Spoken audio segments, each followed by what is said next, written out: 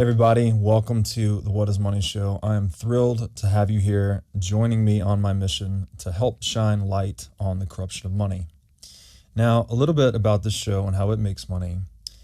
We are 100% sponsor based, which means that all the revenues we derive come from sponsorships. But I try to be very selective about the sponsors that I work with, specifically trying to choose those who have values well aligned to the values expressed on this show, like freedom, education, self-sovereignty, etc. So what I'm going to do is a few ad reads right here at the top of the show and then a few ad reads in the middle. And I hope you won't skip them. I hope you'll take the time, listen, and see what they have to offer, because again, these are hand-selected sponsors. Now I'd like to tell you about our sponsor, Ledn. Ledn lets you do more with your digital assets. For instance, Ledn offers a B2X loan product that lets you leverage your existing Bitcoin to buy even more Bitcoin. Or you can also get traditional Bitcoin collateralized US dollar loans through Ledn as well. Ledn also offers both Bitcoin and USDC denominated savings accounts, letting you generate yield on your digital assets. Recently, Ledn has launched a Bitcoin mortgage product as well that lets you use Bitcoin to buy a home or finance one that you already own. So go to ledn.io, that's LEDN.io today to sign up. Okay, so we're going to talk about a core principle to Ray Dalio's worldview, which is the idea meritocracy. And I'll open by reading a quote from his book, Principles. Ray writes, "Idea meritocratic decision-making is better than traditional autocratic or democratic decision-making in almost all cases," unquote. So an idea meritocracy, it's basically a cultural paradigm. You could call this like a free market for ideas, if you will. It's a way of subjecting ideas to like a simulated form of natural selection. Or as I said earlier, it's a kind of a Darwinism for ideas. Again, ideas sort of competing, some succeeding, some dying, some reproducing, etc. And the idea meritocracy is basically an open environment, and it's designed to cultivate conditions that afford the proliferation and combination of the most meritorious ideas, which is to say the best ideas, the most useful ideas, if you will, free from man-made impediments such as like ego, policy, hierarchy, etc. So, whereas most organizations are premised on a hierarchical model, right? Those at the top tell those lower down what to do. Ray's attempt with the idea meritocracy is to make the ideas themselves the controlling authority, right? The best ideas are what fuel actions in an idea meritocratic culture. So as I said earlier, team members at Bridgewater review one another's work. This includes both subordinates and superordinates reviewing one another. They review their meeting contributions, their attitudes in real time, which is kind of interesting. They use this suite of custom-made management tools, software, where they'll actually be scoring and reviewing one another during the very meeting itself, all with the aim of gathering real-time feedback and making better decisions, ultimately. And an idea meritocracy, it's intended to be aligned with reason, human reason, and impervious to politics. That's kind of the aim, right? You want information to be flowing freely, and you want to eliminate individual bias as much as possible, which is something the free market also really tries to do. And so we see this in the world, that the more objectively measurable and traceable the outcome of a job is, the less political it is, as competence will be the primary determinant of the job. So you could look at something like a professional athlete, right? They have pretty damn objective criteria for success, right? Points, blocks, rebounds, home runs, touchdowns, whatever the sport you're playing is, there's some role you're fulfilling on the field or on the court, whatever it is, and there's some quantifiable metric attached to that role. And athletes that are better score more points, right? Or they do better on these measurable criteria. And that's why professional athletics is relatively low politic, right? It's like, if you're good at the job, you're going to get the job. It doesn't matter how cool you are or how much charisma or rhetoric you have. Like, maybe these things help you get sponsorships and other side deals as a professional athlete. But when it comes to actually securing a position in the game itself, you're going to be measured based on these objective criteria. Now compare that to something like a politician, right? Politicians don't really have any observable, measurable criteria. They have a lot of promises that they make, a lot of things that they say they will do, a lot of things that they might take credit for, right? Like the GDP was improving or something, they may say that was due to their decisions and actions, but it's not objectively measurable. And that's why that whole profession, I think, is kind of a mess. You know, you can't, there's a lot of bullshit in politics because you can't really get the signal from the noise so easily because there aren't objectively measurable metrics by which to compare these individuals. So again, idea meritocracy intended to be aligned with reason, resistant to politics. Ray introduces these means of objectively measuring individual performance to try and dampen the political aspect of the organization. And so in that way, you know, again, if everything we say, do, or make starts out as an idea, the idea meritocracy and the free market are kind of the same thing, right? We're trying to have this domain where ideas compete freely and we minimize the human frictions to good ideas, like, you know, ego and title and all of these other things. So, all right, to shift gears a little bit, now we're going to shift kind of into an examination of markets themselves, and then we'll bring it back to connect it to the idea of meritocracy.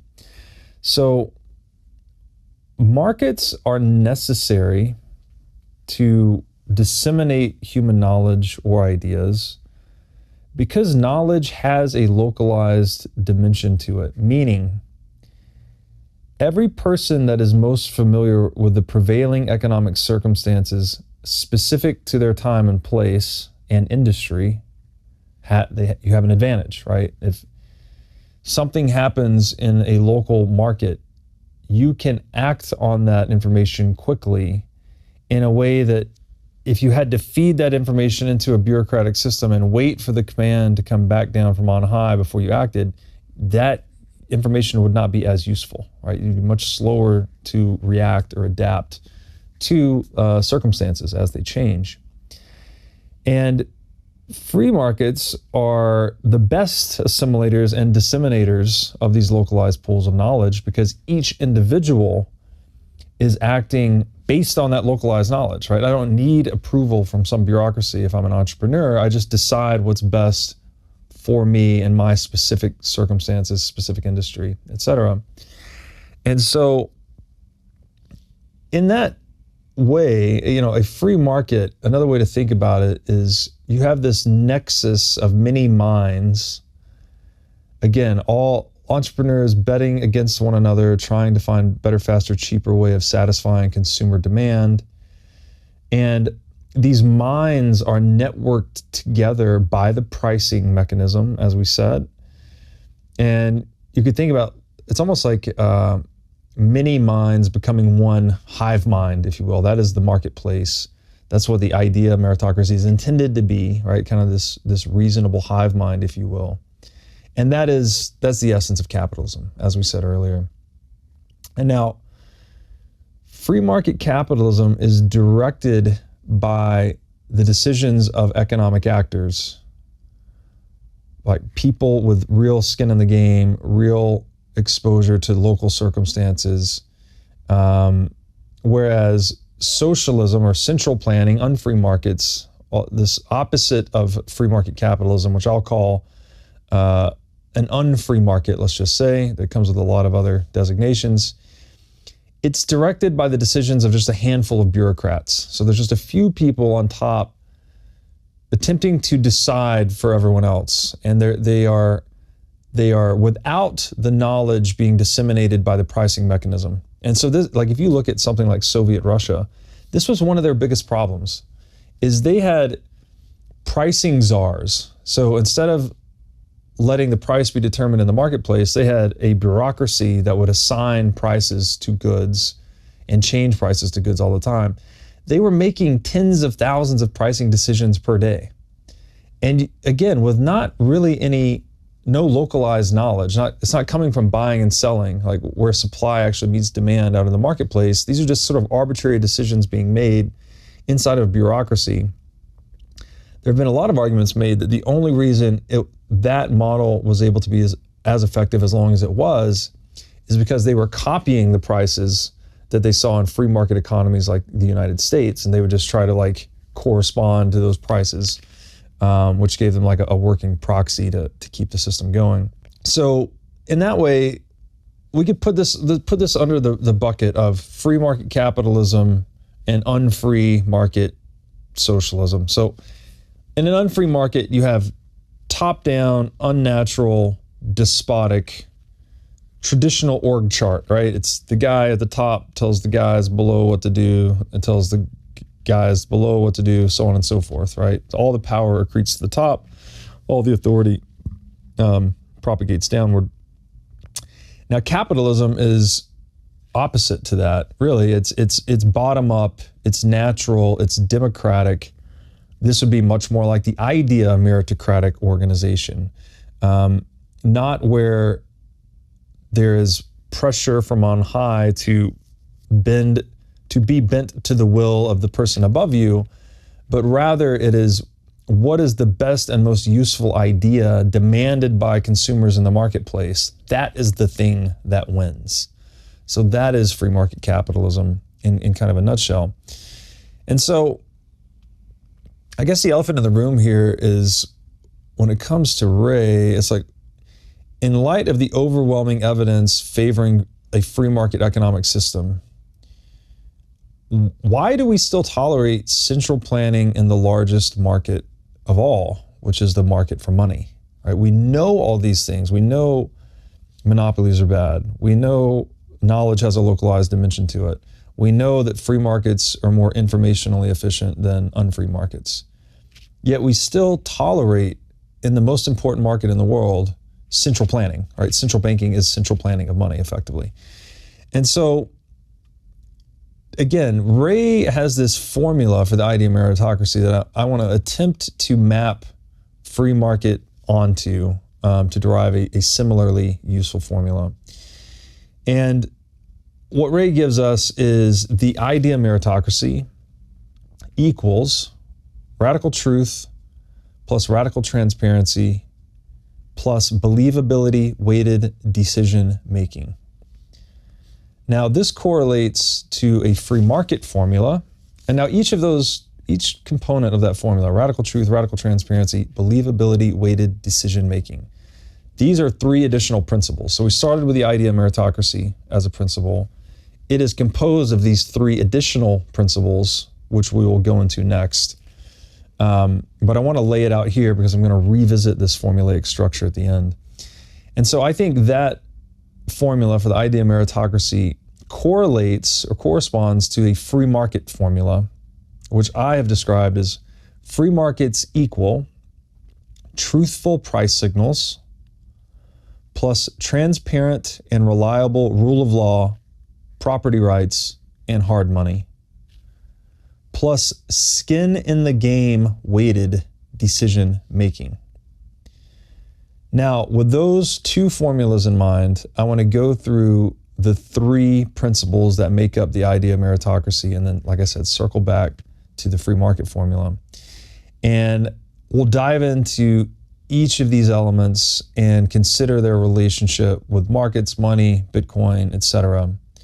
And the first one of these we're going to go into is the principle of radical truth. And I'll read another excerpt from Ray's book here. He writes, "Truth, or more precisely, an accurate understanding of reality, is the essential foundation for any good outcome." Now, again, it's one of those things that seems somewhat intuitive if you don't have a good representation of the reality that you're dealing with, then you're probably not going to be able to deal with that reality effectively. If you have a map taking you from A to B, but it's a misdrawn map and B is not where it's supposed to be, then you're not likely to get from A to B in the real world, right? You need a useful map to navigate a territory successfully. So this idea of radical truth, it's centered on the idea of gaining a clear perception of reality is paramount to facing it head on and dealing with it effectively. Like, pretty straightforward. And in markets, it's commonly said, this is a common trope on Wall Street, that price is truth. Meaning that all known market realities, all the information of the world is basically expressed in any particular asset's price at any given moment. You may have heard things like people say that you can't time the market, you can't outsmart the market, things like this. It's because that distributed computing system that is the free market, it has all of the decisions and opinions and perspectives of everyone participating in that marketplace baked into that price, right? That price is informed, if you will, by all of this collective economic activity related to an asset. No individual, if an individual has some knowledge that does not exist in that price, then they have an opportunity to arbitrage, that they can actually make a trade on that asset, whether it's to the long side or the short side, and they can profit from that information that they have that the market does not. And that is the incentive that draws out the information and keeps making sure that the price contains all the relevant information for all market actors. Because if it doesn't, the price is literally paying people to inform it, right? To short it or long it or express their thesis in it, which then that information that they had in their mind then becomes a part of the price and the cycle continues. So you may remember from Economics 101 that the market price occurs at the intersection of supply and demand. Now, a key point here, supply is something I would call that is, it's much more of an objective quality, right? There's a certain supply of things in the world, right? Whatever the thing is, I might not know it exactly, but there's only a certain number of trucks in the world, for instance, at any given moment. Now, so I would say supply is objective. Demand, on the other hand, is subjective, right? This is what individuals want, right? These are their wants. This is, you could also call this an opinion-based quality, right? That, what I think is best for me is my own opinion. It's not necessarily an objective truth per se.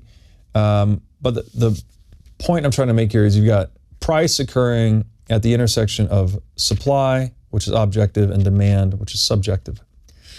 Now, I say this because I think it's useful for explaining what a price really is. We talked about this earlier with exchange ratios, money basically converting exchange ratios into prices.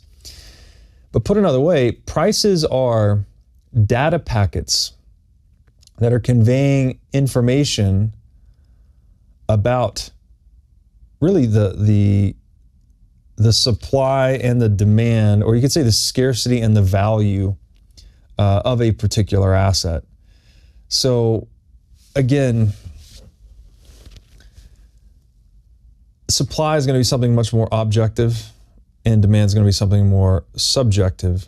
But the price is like synthesizing the two of these together into one data packet. And it's saying, based on the existing supply for whatever this asset is in the world and how much demand there is for it, that this price represents, this price expressed in money represents the amount of sacrifice that you need to make to obtain a thing, something like that. So if it's a certain kind of truck, for instance, right? That truck might be priced at $50,000. Maybe $50,000 is roughly 1 year's wages in the US, something like that. So it's communicating to market actors that, hey, if you want this form of transportation, it's going to cost you about 1 year's wages, right? It's that's a data packet. It's information. The price is information, and it's informing market actors as it is also informed by market actors and their actions. So, and again, we touched on this a little bit earlier, where if I buy a house and sell a car, I'm informing the market, right? Produce more houses, produce less cars. So in that way, we could say each entrepreneur's decision to buy or sell is influenced by prevailing market prices. And in turn, it communicates into the market the state of economic conditions relevant to him, which again, in turn, influences the same decision-making of all other entrepreneurs within his market. And that is the intersubjective piece of it, right? It is this scoreboard, I guess, of assets, like how much a thing will really require in terms of time, energy, or resources to obtain. And if someone is buying trucks for $50,000 and I can make them at $40,000 through whatever means that I have, then all of a sudden I have an incentive to become a truck manufacturing entrepreneur. So this is that dynamic computational system that's constantly allocating resources to their highest and best uses at all times. And anytime they're not at their highest and best use, again, there's an incentive for someone else to redeploy that capital in a way that's more consistent with consumer wants or more efficient. And so all of those decisions that are being made, these are all based on the actual availability of time and know-how and all of that, right? Again, it's an objective form of supply, right? There's only so many factors of production out there, and the price contains all that information, right? All that subjective information, all that objective information contained in one actionable metric, which is really important for coordinating human beings at scale. Now I'd like to tell you about our sponsor, CrowdHealth. CrowdHealth is a Bitcoin-enabled alternative to legacy health insurance. Now let's face it, legacy health insurance is an absolute scam. Nobody can explain this better than the legendary comedian Chris Rock. Insurance. You got to have some insurance. You got to. That's an insurance. They shouldn't even call it insurance. They should just call it in case shit. Like, I give a company some money in case shit happens. Now, if shit don't happen, shouldn't I get my money back? So with CrowdHealth, instead of just paying premiums that you'll never see again, you can hold part of this pool of savings in dollars and in Bitcoin through CrowdHealth.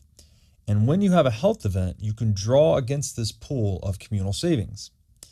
So go to joincrowdhealth.com/breedlove to learn more or sign up. Now I'd like to tell you about our sponsor, Wasabi Wallet.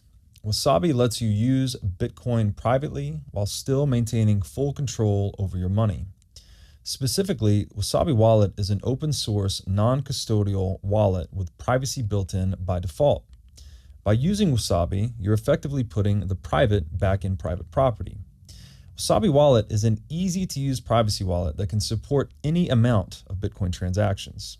So go to wasabiwallet.io today to download this state-of-the-art wallet software. Now I'd like to tell you about our sponsor, Masterworks. Masterworks gives you access to the fine art market at more affordable price points.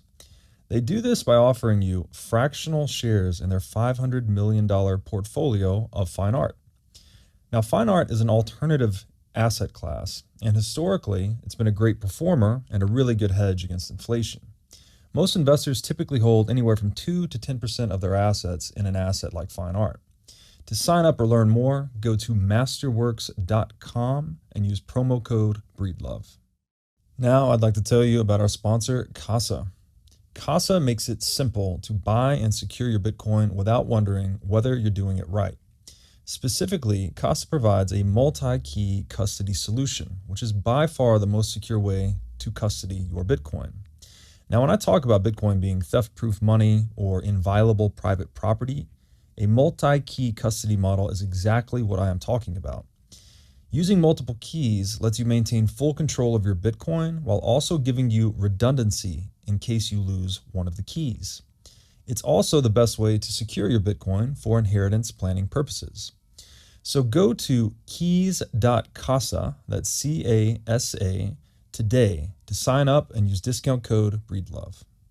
Central banking essentially breaks the truthfulness of money by centralizing gold and issuing the dollars redeemable for gold on top of it in excess of gold reserves. So again, if price is truth, price is denominated in money. When central banks issue dollars in excess of gold reserves, and in 1971, they completely depegged the dollar from gold, you are now effectively interrupting the capacity of that monetary technology to establish an accurate price, which is to say, to tell the truth, to inform market actors of what's really going on in the world of supply and demand.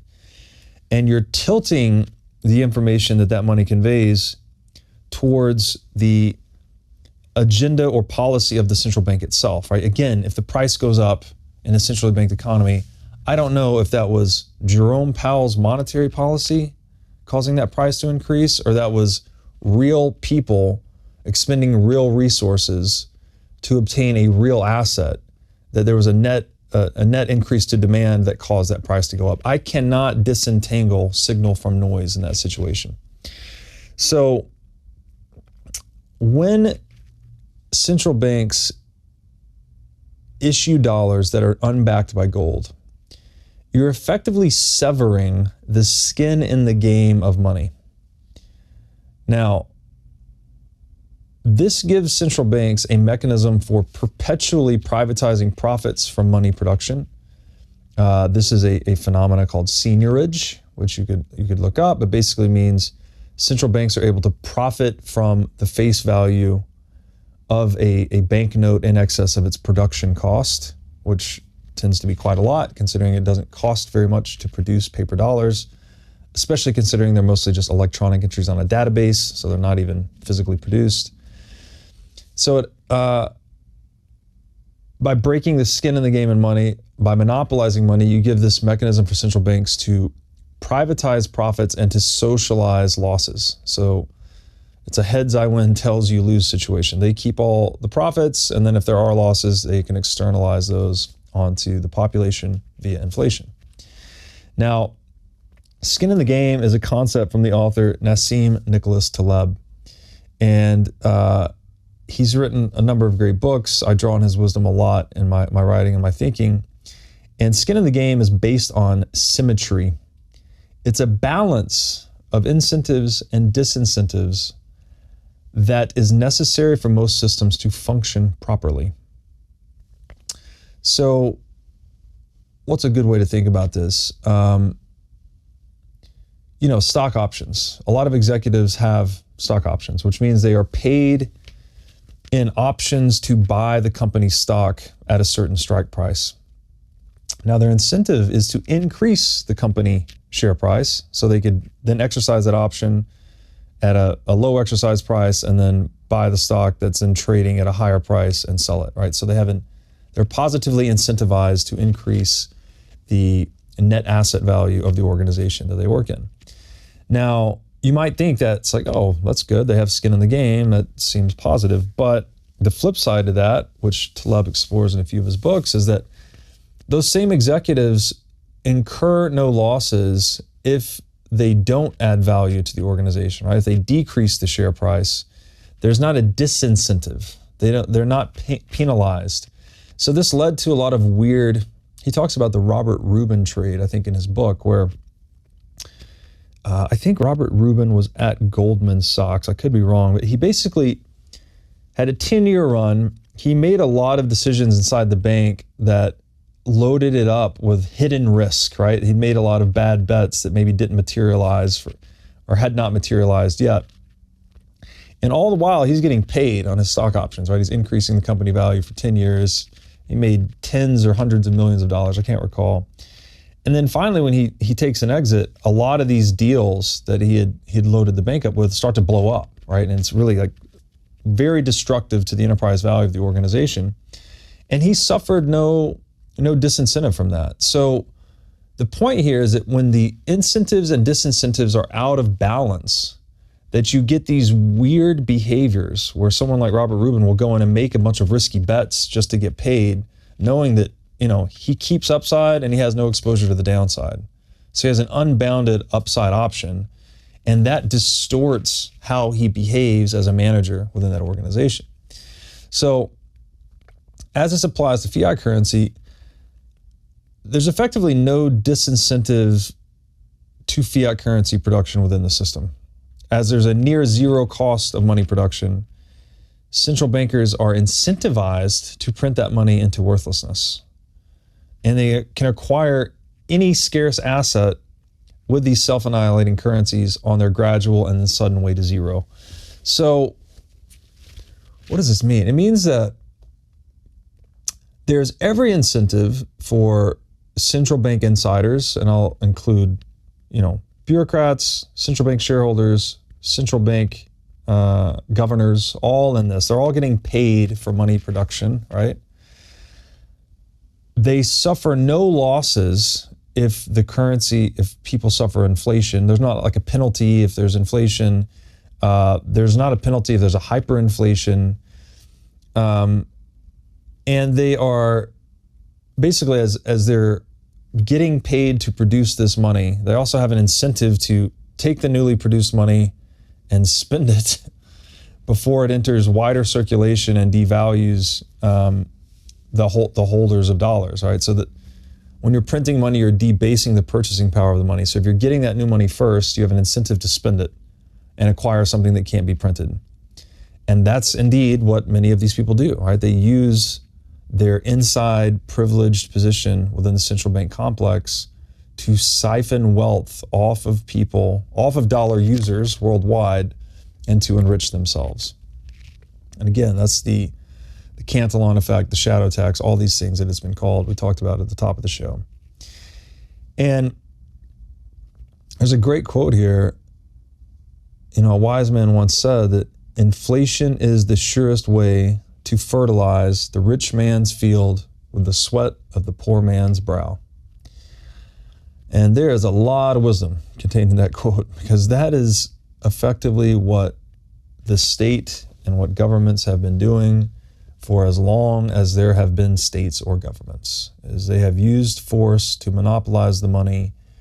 And then whether it was coin clipping or quantitative easing, as we call it today, they use that violently preserved position to enrich themselves at the expense of everyone else. And so, as I argue a lot of my work, I think this is one of the core reasons the rich get richer and the poor get poorer, because the money is corrupt, right? The money is stealing from you all the time. So,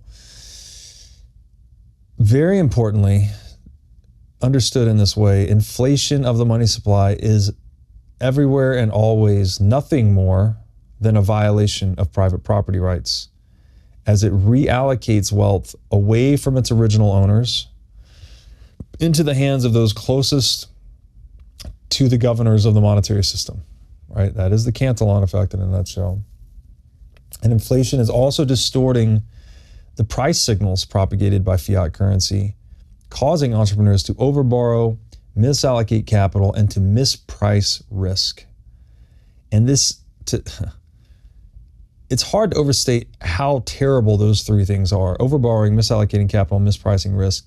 This is like throwing a wrench in the bicycle wheel of the free market machine or something. It just really disrupts and interrupts what it is trying to accomplish all the time. So we could think of inflation almost like a computer virus that's corrupting these data packets that we call price signals, right? You can't understand. The meaning of the message is lost when you start to debase the currency. And for the same economic reasons that price fixing led to the starvation of millions in Soviet Russia, fixing the quote unquote price of money, which is the interest rate, causes these recurrent economic calamities. This, what we call today the business cycle. And this is Mises in the 1940s. This was his like crowning achievement that he described the Austrian business cycle theory, where once you start to debase the currency, it actually amplifies the volatility of the business cycle. So you get bigger economic booms and more severe and faster bust. And that is indeed what we've seen since the inception of the Federal Reserve in the United States, that the business cycle has become more volatile, more severe. And, you know, if you want a well-functioning market, the price of money, just like all other prices, must emerge through the intersection of supply and demand. It cannot be dictated. It cannot be decreed by fiat, right? It does not work when you do that. Again, the pricing czars in Soviet Russia, it doesn't work. It falls apart. It interrupts the informational throughput of the free market economy. It interrupts our ability to generate good and useful ideas, to create wealth, to solve problems. It's a computer virus on the free market, would be the simplest way to put it. And any attempts to centrally plan the market for money can only distort truth in the form of distorted prices. And it triggers this overborrowing, misallocation of capital, mispricing of risk, recessions, the boom and bust business cycle. All of these things are rooted in the disturbance of the economic medium of communication, which is money. Now, this is such an important point. I want to hammer this in home with yet another example. So another way to look at fiat currency price signal distortion is with an example called Wittgenstein's ruler. Now, his name is spelled Wittgenstein, but I think it's pronounced Wittgenstein. I might be wrong about that. You have to check me. But he has this great little adage, and he says that unless you have confidence in a ruler's reliability, and you use a ruler to measure a table, you might also be using the table to measure the ruler. The less you trust the ruler's reliability, right? The unit of reference, the frame of reference, the more information you're getting about the frame or the ruler itself, and the less information you're getting about the table. We need universal constants of measurement to communicate about things. That's what the kilogram is, the mile, the inch, the pound, the foot. All these things are fixed units of measurement that we use to superimpose on a constantly changing world, and then we can communicate about it, right? Now, if those units of measurement are also fluctuating in a fluctuating world, you cannot measure or make sense of anything that's being measured in those units. It just doesn't make sense. So, said differently, the more you can trust a unit of measurement and its fixity, right? Its unchangeableness, its immutability, the more signal it will give you and the less noise, right? A kilogram is a kilogram is a kilogram. It gives me a lot of signal when I say something weighs 100 kilograms because I know how much that weighs. I know I don't have to guess how much a kilogram actually weighs, right? It's equal to 2.2 pounds or whatever it may be. So again, this gives you a good, useful frame on how crazy our current monetary system is. And with something like Bitcoin, you get this absolutely fixed supply money. So Bitcoin would restore the clarity of these economic nerve signals called prices, right? This coordinating all this human action. And again, it's so critical. You have to have accurate prices to get capital allocated intelligently, to get risk priced properly, to prevent overborrowing, to induce entrepreneurial coordination across time and space. You cannot do any of these things that are so essential to human flourishing without a reliable economic unit of measurement. Now, terminologically, people get hung up here because they say, oh, you can't measure value because it's subjective. And you're right, you can't measure it per se. But let's just say that money is a good approximate gauge of value, right? When the price of something, again, price is truth. Price tells you how much people want the thing, and it tells you how many of those things are available in the world, all distilled down into one concrete number. So if we roll this back to gold, right? We said gold was a free market money. You could kind of say that gold was a universal system of measurement for value. And again, I'm not getting specific about the term measurement. Insert approximate gauge here if you like. But it was a reliable, universal, predictable denominator for prices in the marketplace, which means things denominated in gold, prices denominated in gold, were useful, right? They were actionable. They were signal rather than noise. And again, universal units of measurement like seconds, meters, kilograms, these are all immutable in value to maximize the coordination of human action across time and space. If they fluctuate, there is no coordination. On these global foundations of standardized measurement, the machinery of global commerce is constructed. We've got builders of skyscrapers, electronics, myriad other goods, all rely on the constancy of the measurement unit when sourcing materials and coordinating labor efforts from around the world. And the immutable money supply of Bitcoin means that once it is used widely enough to function as a unit of account, that its price signals will carry more truth than any other money in history. And that is such a big deal. To finally have a system that lies don't propagate. It's only action and truth fits in the system, if you will. It's hard to imagine what the implications, what the total implications of something like that could be.